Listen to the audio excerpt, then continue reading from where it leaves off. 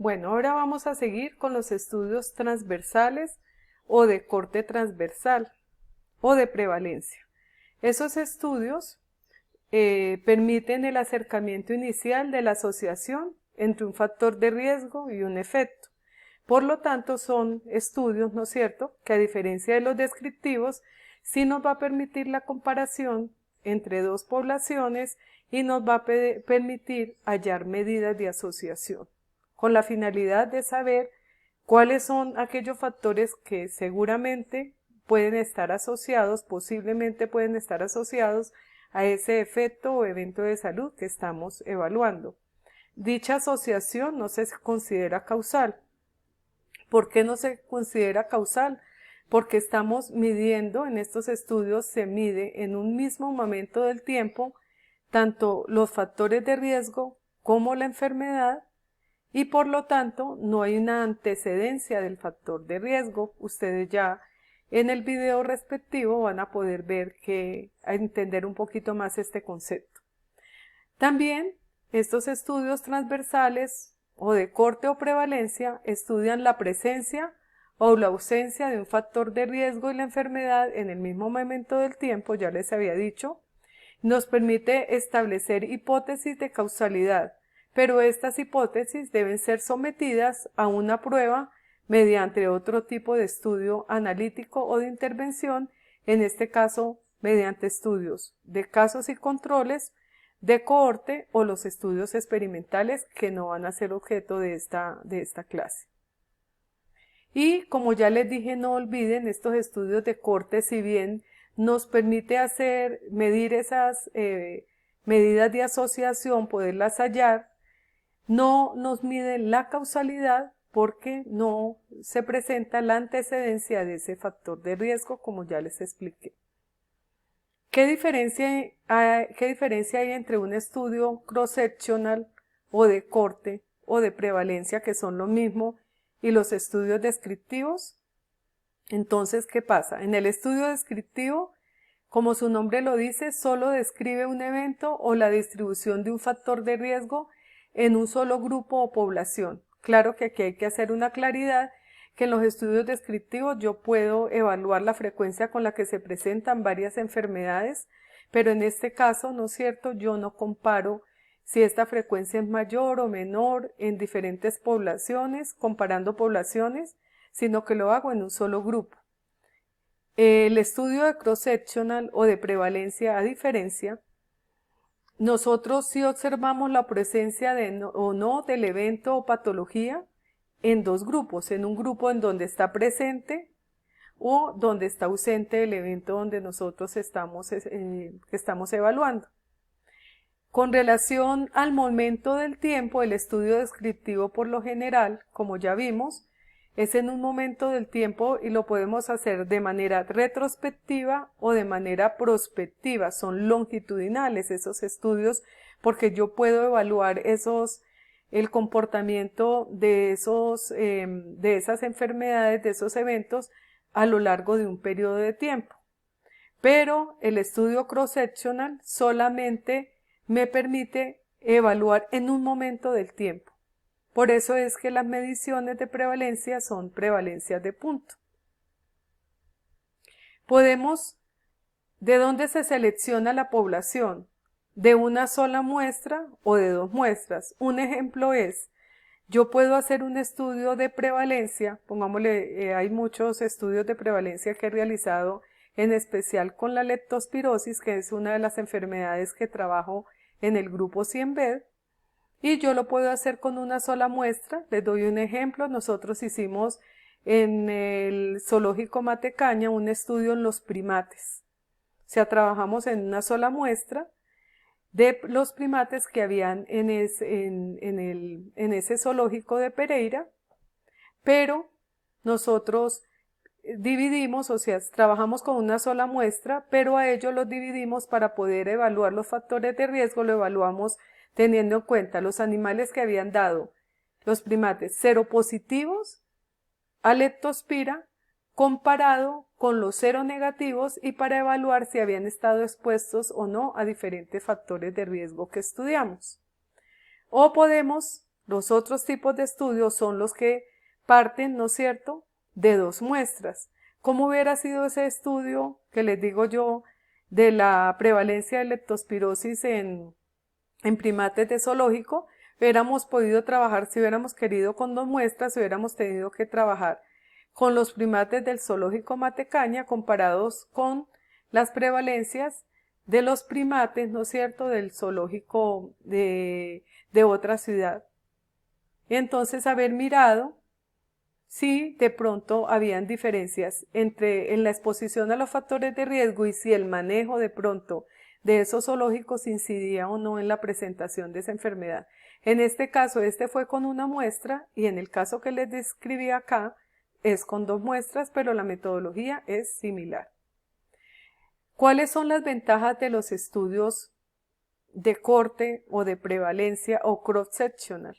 Es que son fáciles de ejecutar, son relativamente poco costosos. ¿Por qué? Porque partimos de evaluar la prevalencia, no hay un seguimiento del comportamiento de la enfermedad a lo largo del tiempo, entonces por eso son económicos, digamos, entre comillas. Se pueden estudiar varias enfermedades o factores de riesgo a la vez. También caracterizan la distribución de la enfermedad respecto a diferentes variables, que a la edad, que al tipo de dieta, etcétera, de acuerdo a las variables que yo considero importantes. Son de corta duración y son muy importantes para la planificación sanitaria, porque van a permitir establecer, ¿no es cierto?, cuáles son las poblaciones vulnerables donde la enfermedad es prevalente. De esa forma se pueden dirigir los recursos para el control de esas enfermedades en esas poblaciones objetivo. ¿Qué limitaciones tienen? Pues no pueden estudiar la causalidad. Ya sabemos por qué, porque no hay una antecedencia del factor de riesgo. No son útiles en enfermedades raras. ¿Por qué no útiles en enfermedades raras? Porque en enfermedades raras, si hacemos, por lo general, son estudios que aplican pruebas diagnósticas, y si esa enfermedad es rara, de baja ocurrencia, entonces requeriríamos un tamaño de muestra muy grande para poder encontrar casos positivos y poder hacer el estudio. O en las enfermedades de corta duración, ¿por qué? Porque si en un momento del tiempo que tomemos las muestras pueda que ese animal o esa persona en ese momento ya se haya recuperado, y entonces me va a dar negativo y no voy a poder tener una fiabilidad.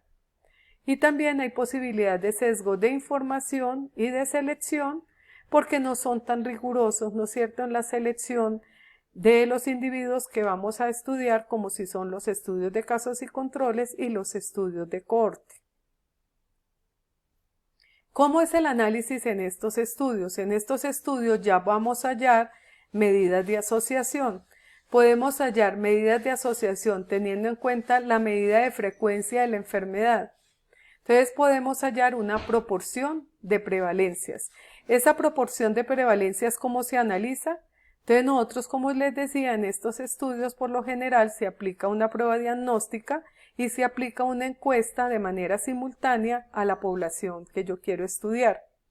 Y partimos entonces de dividir esa población, que sea con una sola población, como en el caso del estudio que les dije que yo había hecho con primates en el zoológico de Pereira. Entonces yo hago una separación entre los positivos y los negativos y puedo mirar si estuvieron expuestos o no a un factor de riesgo. En el caso de los primates y la leptospirosis, uno de los factores de riesgo es el hábito de consumo de alimentos de los primates para poder adquirir la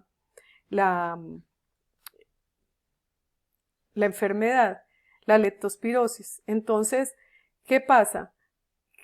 Aquellos animales que tienen hábitos que consumen los alimentos en el piso, ¿no es cierto?, van a tener más riesgo de enfermar que los que tienen hábitos arborícolas. ¿Por qué? Porque los que están en los árboles van a tener menor riesgo de infectarse con orina, tener contacto con orina de animales infectados.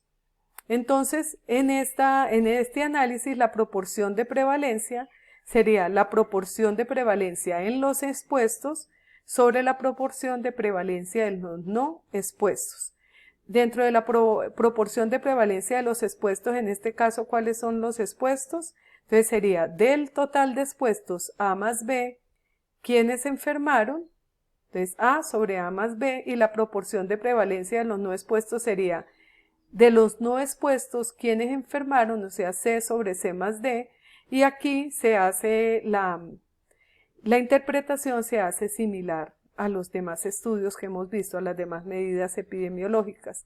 Entre mayor sea A1, pues me va a indicar que ese sí es un factor de riesgo que esté asociado. Si es igual a 1, ¿qué quiere decir? Que ese factor no incide en la presentación de la enfermedad en ese caso. Y cuando es menor a 1, puede ser un factor de protección. Y también podemos tener en cuenta la medida de asociación, otra medida de asociación que puede ser que es la razón de disparidad, que ya sabemos que esa razón de disparidad entonces es la multiplicación de A por D sobre B por C. Y es decir que esa razón de disparidad me pueden servir cualquiera de esas dos medidas de asociación, bien sea la proporción, la razón de prevalencias o la razón de disparidad. Y vamos a ver un ejemplo de estos estudios.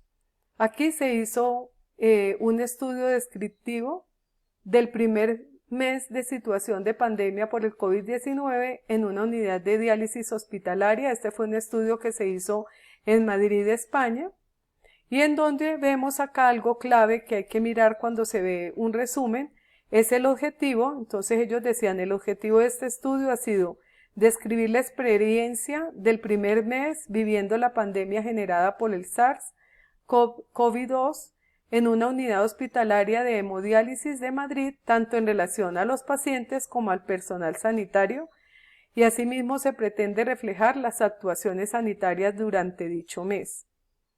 Y aquí dan una descripción, ¿no es cierto? Que dice que se aplicó una prueba de PCR, que había 90 pacientes, se les aplicó a todos la prueba, el 41.1, dieron positivos a COVID, y de estos el 59.4 eran sintomáticos, el 15 de ellos, o sea el 40.5% eran asintomáticos, y de los pacientes positivos dicen que el 43.2 fueron hospitalizados y el 16.2, que corresponde a 6 pacientes, fallecieron. Y los que fallecieron tuvieron una edad mayor que los supervivientes. Y habla también de los profesionales, que dice que eran 44 el personal de salud, de los cuales 15, el 34% presentaron sintomatología, pero que solamente el 9%, o sea, 4 profesionales fueron positivos a PCR, pero que tuvieron criterios clínicos y radiológicos, y encontraron que 9 personas se diagnosticaron por COVID por estos otros indicadores.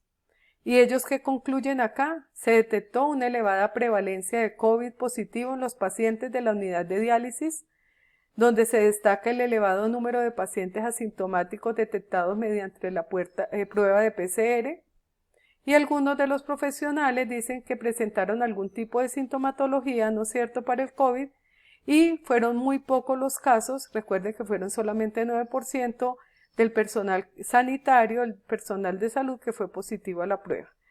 Entonces, aquí vamos a analizar más adelante cuáles son esas características que hacen que este estudio sea descriptivo.